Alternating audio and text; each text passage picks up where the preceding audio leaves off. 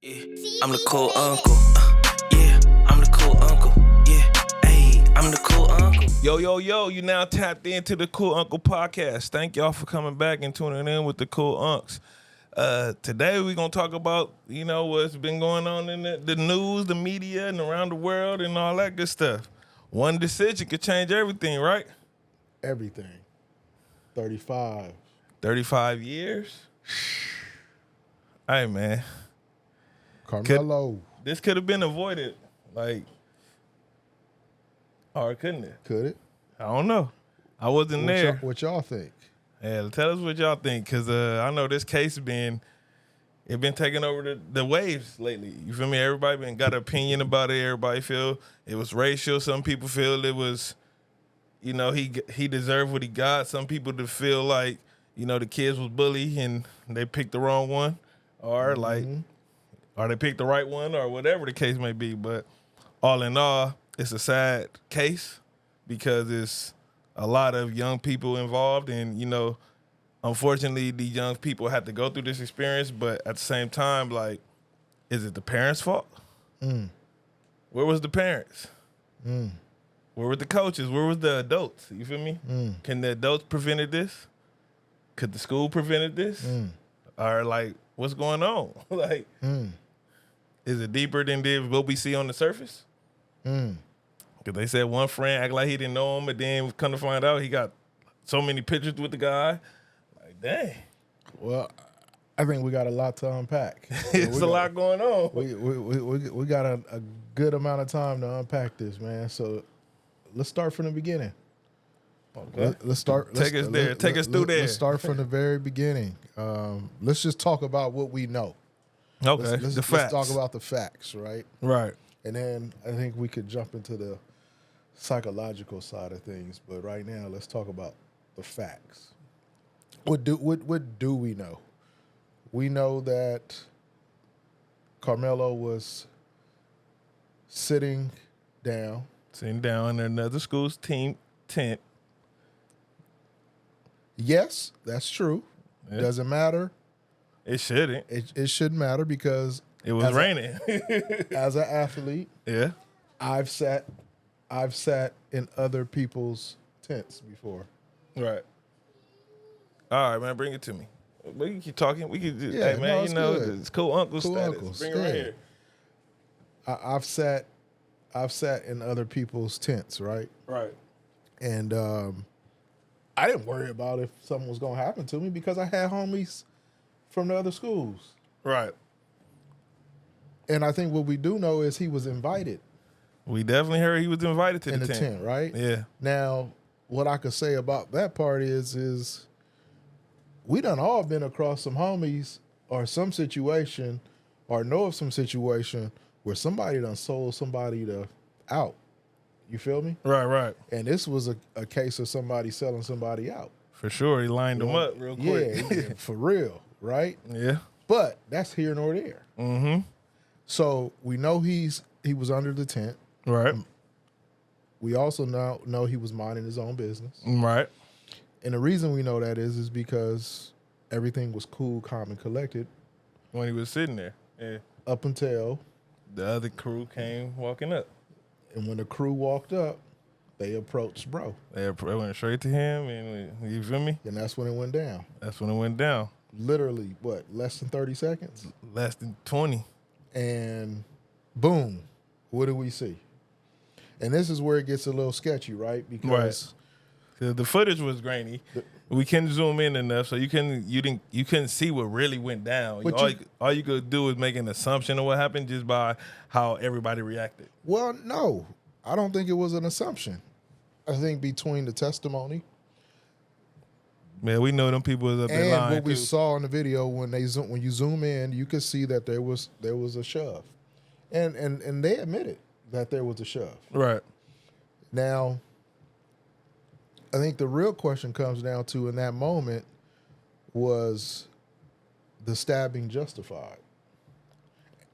Now that's where we get into the psychological side of it, but we'll get to that later. Right, but in that situation, from looking from what I seen, did he have enough time to actually get the weapon, pull it out, and get it ready? I don't know. I mean, I don't know what he had on him at the time. I don't know if he had it in his hand. I don't know. Exactly. So, but all I could do was stick to the facts, and the facts was real simple. He got pushed, and there was a stab. We didn't have any audio. We didn't have any of that. The kids that were on the stand, they said that Karmelo was acting a fool, more or less, and he was the aggressor. Well, we know now that he wasn't the aggressor because you could see it. you can see it, right? So unless my eyes are lying to me, he wasn't the aggressor. Right. So once we figured out, okay, because I want to say it was probably about 15, maybe 20 kids that got up and spoke. And anywhere from 6 to 10 kids testified that Karmelo was the aggressor, right? So, but in their initial statements wasn't the same as what they testified. Facts. So we know there's some lying going on. Right. We figured that out already, right? Mm-hmm. And I think, and I remember talking to you on multiple occasions, and we were going back and forth on this case, and I was telling you, based on the facts. This was before the videos came out. Right. I was telling you, based on the facts, he's guilty. I don't want it to be that, but based on the facts that we do know at the time, and this was before the court had released everything. Right? I said he's guilty based on the facts that were provided. Yeah, and I never said he wasn't guilty. My argument was he didn't get a fair trial, and they overcharged him. And my argument to you on that at the time was, until we get the facts, we don't know. Right. And I just go in that direction because I knew it was going to be a time where everything was going to come out, and I wanted to wait for that before I actually gave you my final stance. I was just giving you my opinion on what information was released because there was only a certain amount of reporters that were actually allowed in the courtroom. Right, they actually see the footage before the rest of them. And they would come out after the court, and they would, on Court TV and a couple other channels, they would come out and report their findings on the day, and they would say, yep, everybody said that Karmelo was the aggressor. Karmelo did this, Karmelo did that, blah, blah, blah, blah, blah, right? They painted this picture that he was the problem. Well, we clearly figured after the videos and all of the evidence came out that we could see, the public could see, that the judge really, that it was all cap. Mm-hmm. And now we see, no, Karmelo was literally just protecting himself. Yeah. Now, based on the laws, yeah. This is where it gets a little tricky at. It's because it's certain force in order for you to defend yourself. There's certain force that you have to defend yourself with, depending on the situation. Absolutely, it's got to be reasonable. Yeah, and that's where it gets a little sketchy at because, was it reasonable in that moment? I mean, how many times you had? Well, we seen the video, so we know how many was in that group. It was like 2 groups, probably about 6 to 8 kids. Yeah. When they walk up the bleachers, we see about 3 or 4. Right. They surround them. One come on this side, one come on that side. Yeah, no. And the thing was, too, that they lied about that these what's his name? Austin and what's the brother name? I forget. So the 2 brothers, they was kind of bigger, too. Yeah. Look, man, bigger or not, I know a lot of people are using the bigger terminology as, one of the reasons to, man, where I come from, it didn't matter if you was bigger or smaller. The bigger the harder to fall. Man, because I had some little homies that walked around and they was tough as skin off, and people just didn't want to deal with them. Right. And I'd have had some big homies. Soft as a teddy bear. Soft, man. Come on, man. Already know. So from my, but again, if I was a kid that was raised in the suburbs and I didn't deal with those type of conflicts, I wouldn't know how to deal with that type of adversity. You wouldn't know how to deal with it. Yeah. I wouldn't know how to deal with that. Right. So that's where the psychological side of things come into play at is, are you scared? Are you nervous? What have you been trained at home to do? What have you been trained on how to protect yourself? How do you deal with these sort of conflicts? How do you control your temperament? How do you know when you're really in danger, right? Right. And unfortunately, a lot of times, depending on what side of the tracks you come from, if you grew up in the hood, you sense danger. Yeah. I think you said it best. We know when we throw some good barbecues, but we know We know it's time to pack up and go. It's about that time. Meet me at the car. So we know, right? Nah, for sure. But those are the environments we grew up in. And but then some things that seem dangerous to us may not seem dangerous to somebody that's not like us. Exactly. So exactly. So there's a lot of complex things that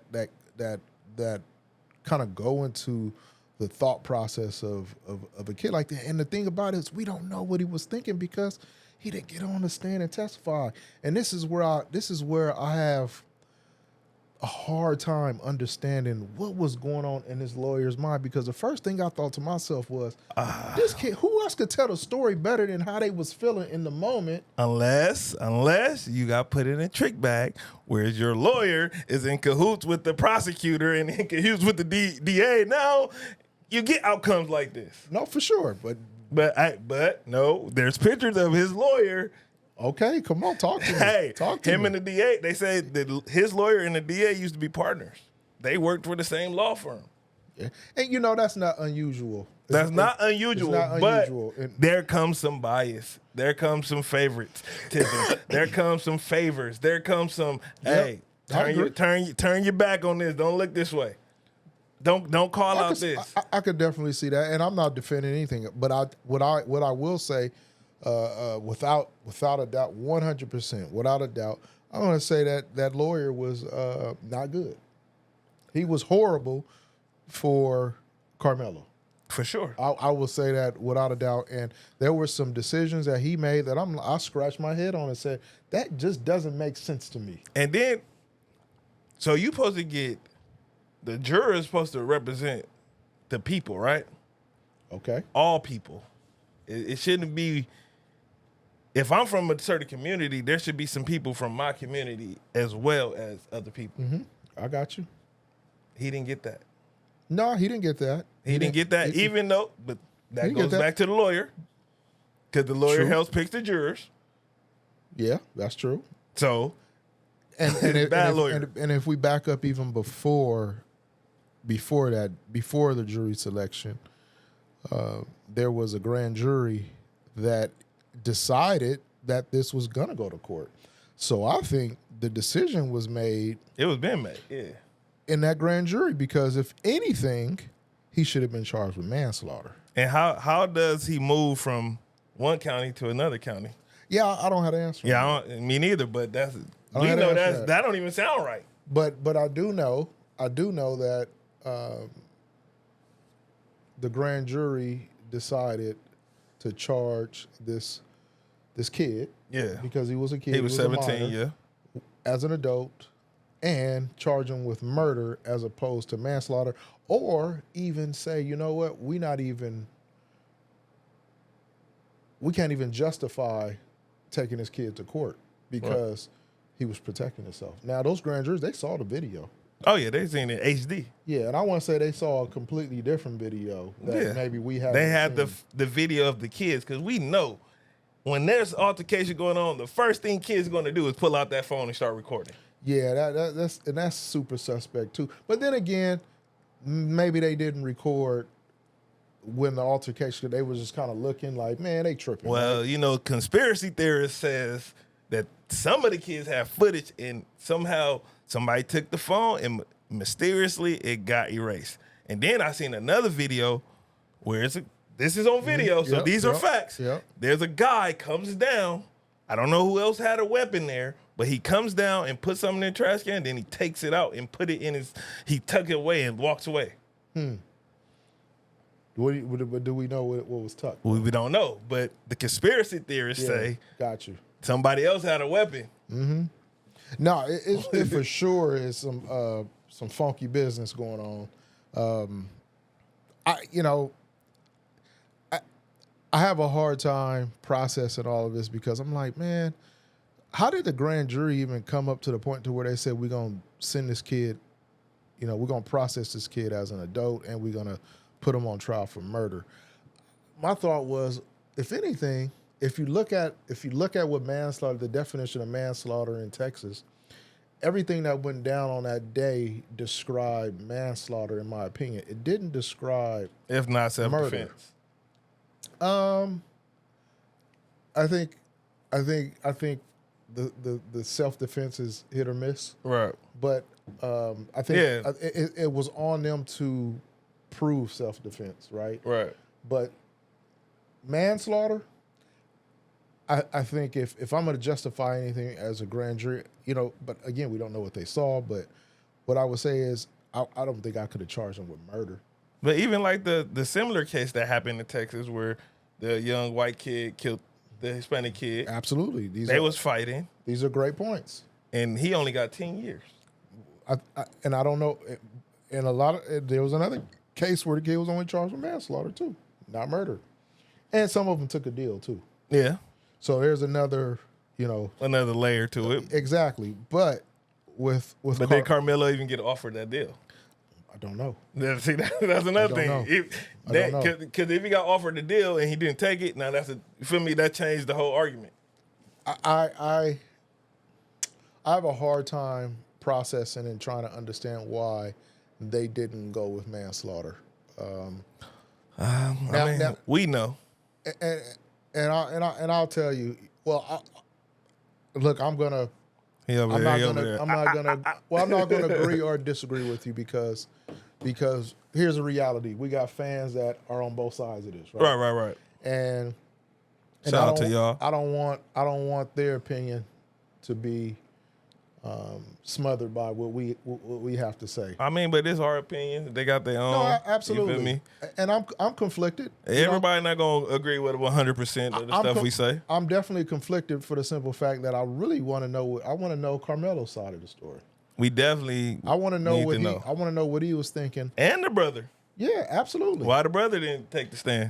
Because I could tell you, man, there's been times in my life where I fear for my life. Yeah. And I would have done anything in that moment to get out of that situation. Right. And again, circumstances. You have to deal with the consequences. Growing up where you grow up at, right? Right. It's like, okay, when you see death, Mm-hmm. when you see blood, you see beatdowns, whoopings, gunshots, people getting shot, all these different things. There's a level of PTSD that you have. Oh yeah, for sure. But there's also a level of awareness. Definitely awareness that gets created, but I think it's a level of numbness that you get, right? Yeah.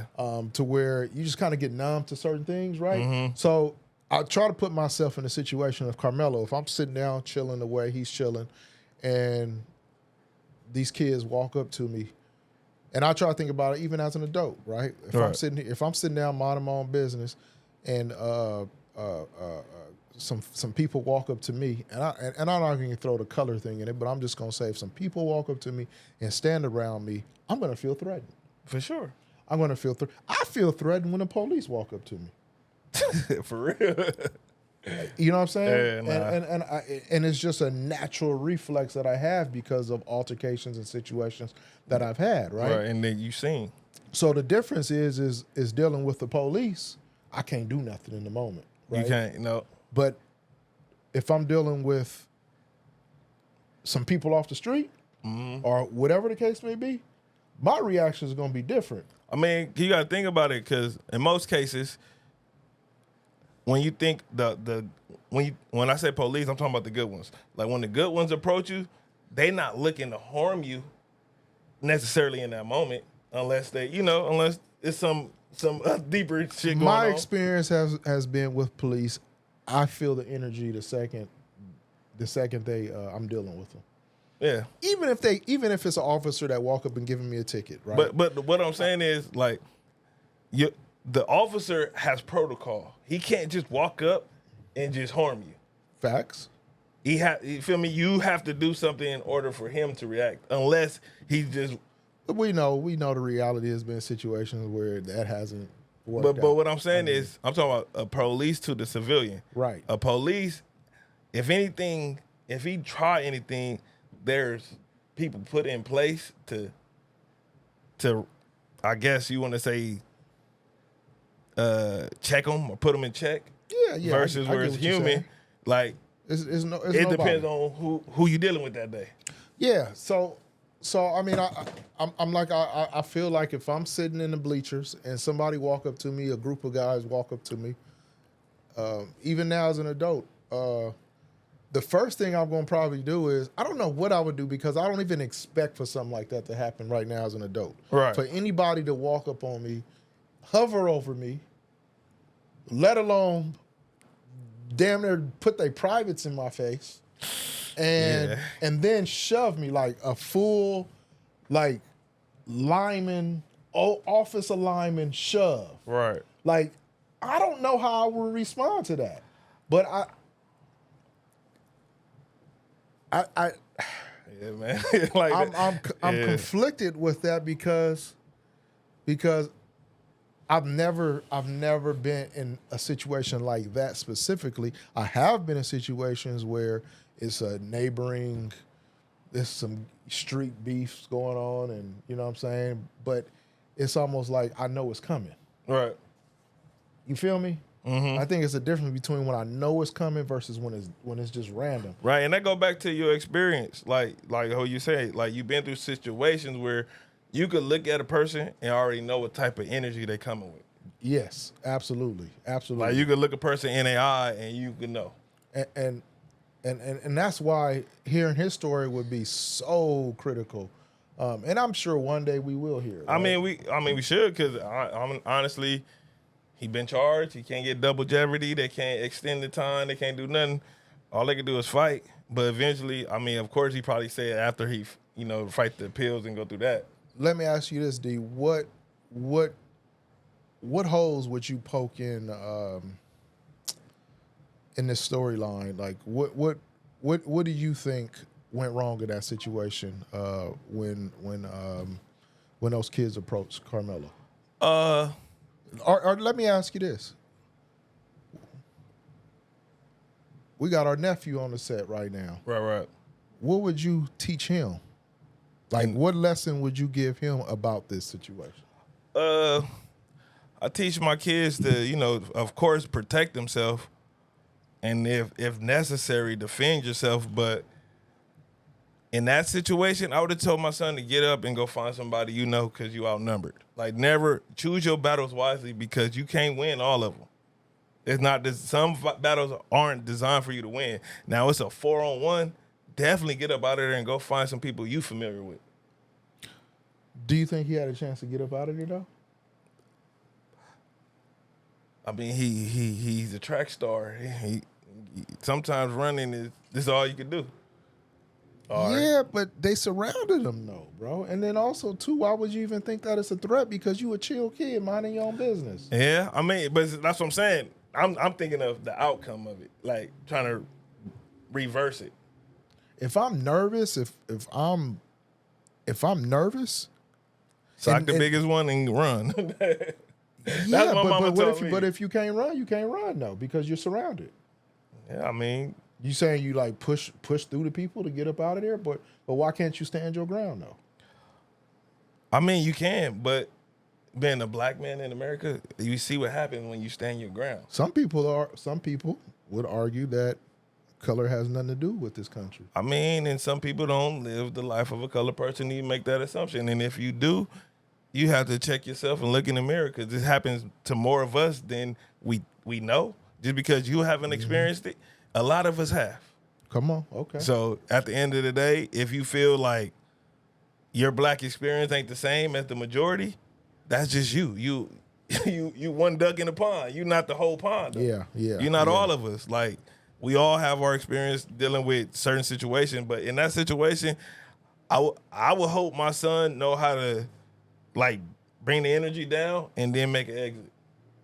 Bring the energy down and make an exit. So is your argument in this particular case that even though Karmelo got pushed, the talking, the banter, whatever was going on in those conversations, it was on him to de-escalate and walk away? Nah, but you said my son.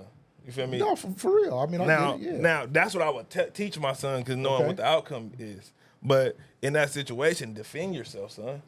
Yeah. And if you feel your life is in danger, protect your life at any cost. I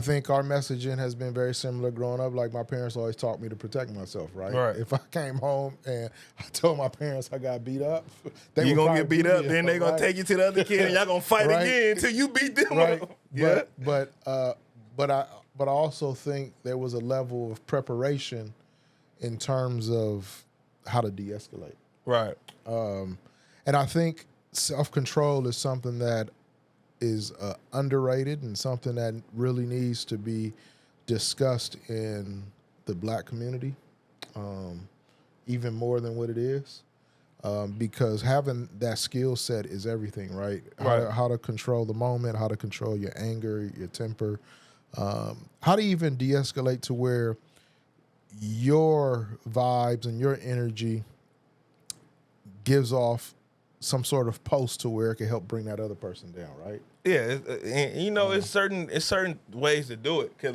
when I run into certain situations where I feel like it's about to go this way, I be feeling like Neo in the Matrix, like everything stopped, and I just got calculated thinking. So now I'm talking to you calm, like, yeah, bro, like. But how did you learn that though, D? How did you learn that? Life experiences. See, and you got to get to that point.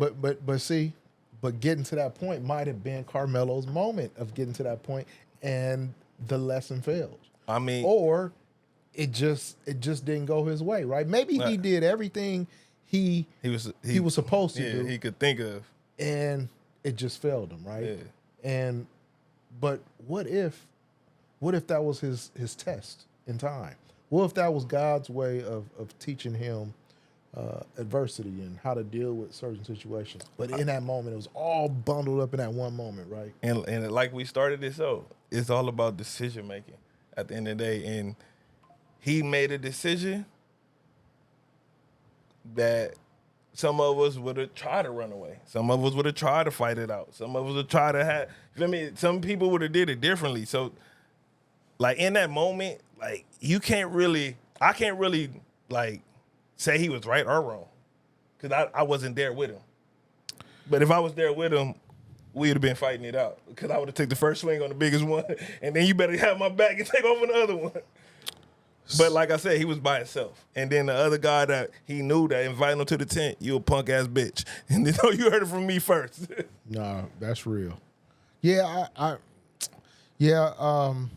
there's no wins in this situation, and I think the biggest thing that I hate about this is the ripple, is the divide that is creating in various communities. Right. It's a divide that's being created in the Black community. It's a divide created in the white community. It's a divide in the community as a whole. But you know who's stirring the pot even more is the Metcalf dad.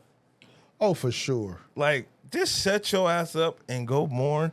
And, you know, people feel sorry for you. People feel sorry for the situation. But at what point are you calling out Black people for, bro? Like, for real, we all not the same. And we all don't think the same. We don't act the same. And we all not ghetto. We all not the stereotypes they put on us. Like, at the end of the day, bro, you can't group us all in one box, because we not even all the same. That's Just right. like we saying all white people, that mean the whole Europe, Asia, like all these different countries. No, we talking to you. Yep. Facts.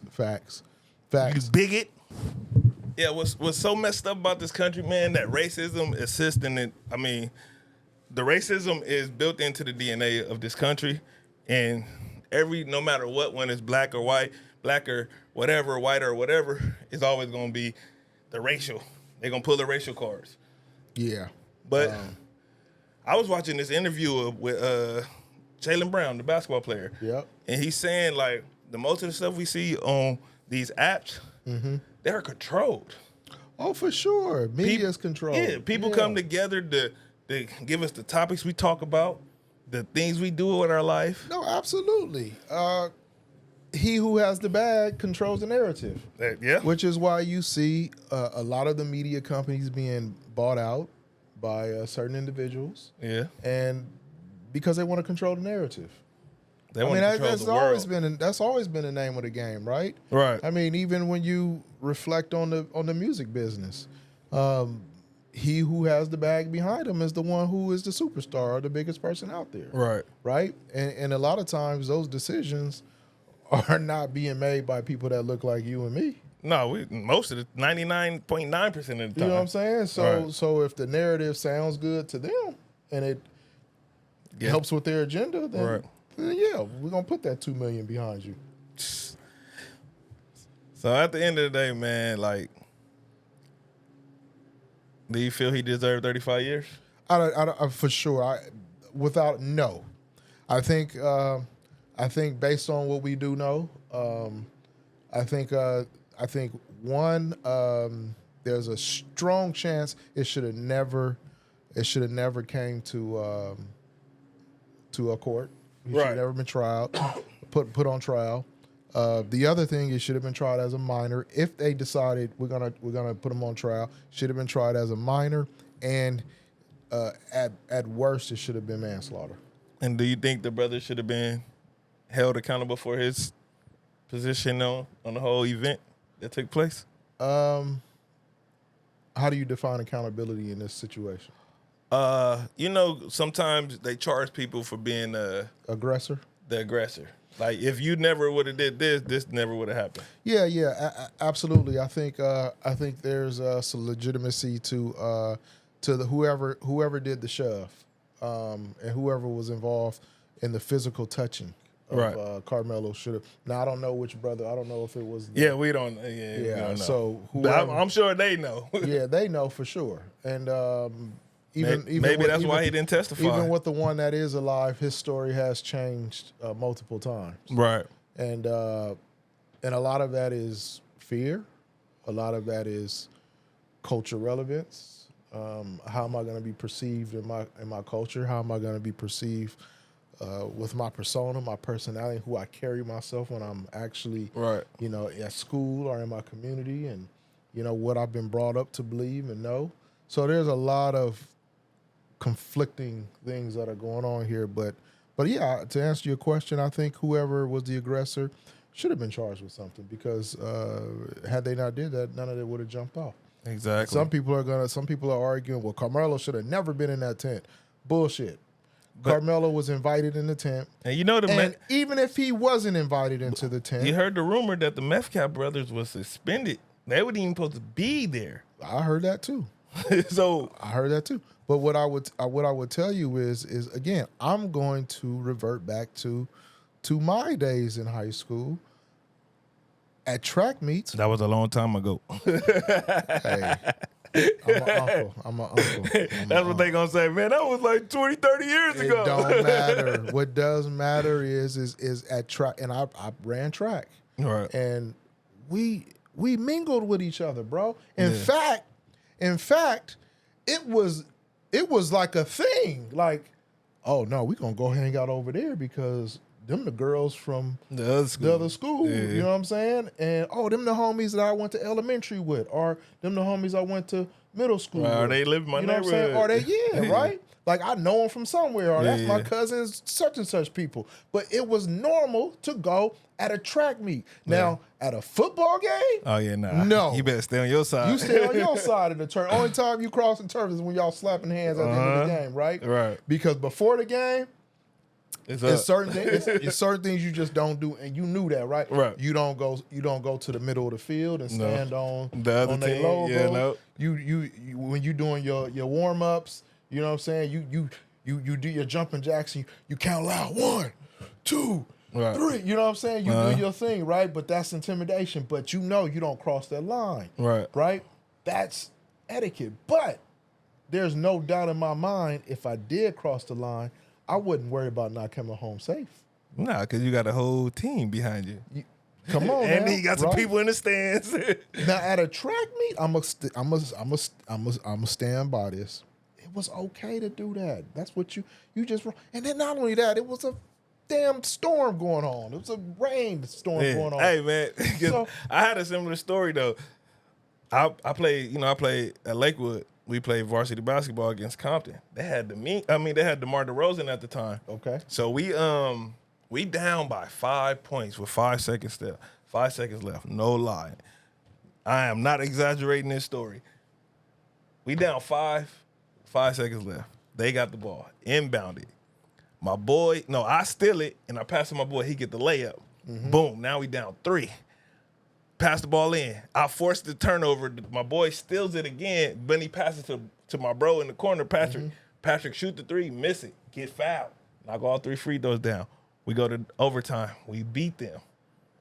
Our fans are going crazy for us. Yep. They chased us out of there, throwing shit at our bus, trying to catch us and trying to fight us. One of the players, the coach, the security had to escort them out and everything. Yeah, man. The high school days. Yeah, but we knew it was coming because, we did our thing. But it's a lot of kids who never experienced that. Right. I done been experienced. I was at C High and they was, I'm at Compton High and they throwing stuff at the bus. See, we were at the same school. Come on, man. I get it. You know what I'm saying? That was the old Compton High. And I also been at games where somebody done got shot and killed. Oh, yeah. I done been at games where it's actual Royal Rumble happening and people are fighting and all kinds of stuff is going on. So we've seen this before. Right. You know what I'm saying? We've seen these things happen before.